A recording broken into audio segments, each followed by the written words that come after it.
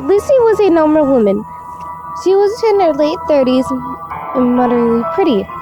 She was single with no children and lived alone in her little country house. She bought the house because it was in the middle of nowhere, and that was what she preferred.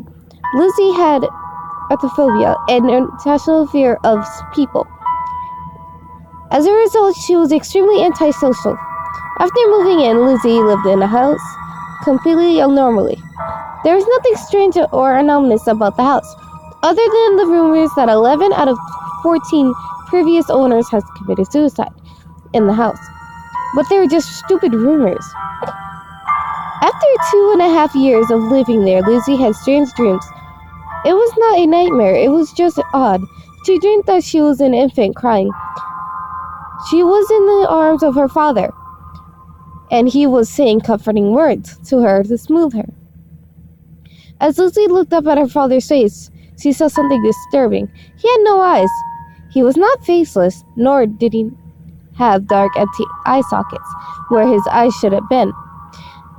There was just skin. He continued to say comforting words and rocking her in his arms.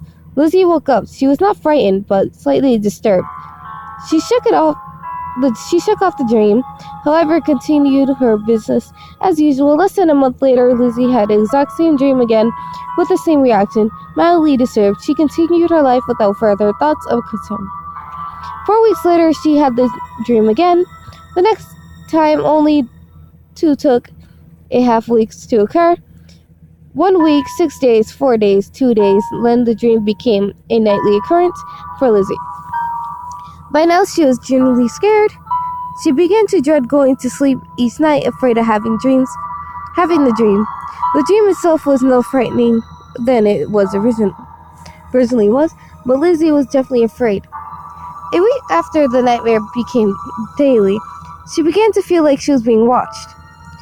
It started out in a small increment. She would start to get a feeling that she would look around, see nobody, and then feel at ease. But it then became constant. Everywhere Lizzie went, even out the house, she felt like she was being watched. It got more and more intense as time went on, and only relief she could get from the watching was when she distracted herself with reading, which was one of her favorite pastimes. The image of her eyeless father works its way into Lizzie walking out as well. Whenever she closed her eyes, even for a moment, she saw it. His unmoving face haunted her every hour of the day. She eventually just refused to blink in fear of seeing his face again.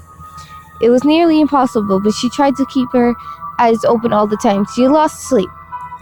Sometimes staying awake all night, she went broke, spending most of her money on coffee to stay awake. Still, the eyeless face continued watching. Always watching. One night, Lizzie was sitting at her kitchen table, desperately trying to stay awake and not blink. She began to doze off, and her eyes closed.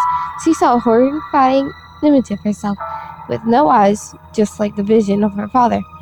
Her face was covered with veins of red, with blood flowing from the wounds where her eyes should have been.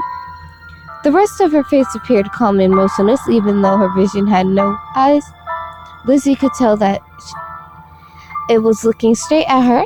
Lizzie screamed at the top of her lungs and tried to open her eyes, but they would not open. She panicked, pulling on her flesh, clawing at it until she could feel her own warm blood trickling down her face and hands. The vision persisted, still staring at her with absolutely intense. Lizzie shouted, "Stop it, stop it, stop watching me." She started to sob uncontrollably and screamed for help, even though nobody was within 10 miles of her house. "Somebody help me!" Lizzie crawled to the kitchen and fumbled in her drawer, looking for a knife. She eagerly thrust the knife into her eye. The eyeless, blooded face of herself continued to watch her unravel. She slid the knife out and shoved the knife into her left eye and twisted it hard. The face continued watching. "Stop watching me," Lizzie screamed. She shoved the knife into her chest and fell forward, cold, covered with blood. and finally free from the watching. John was just a normal guy.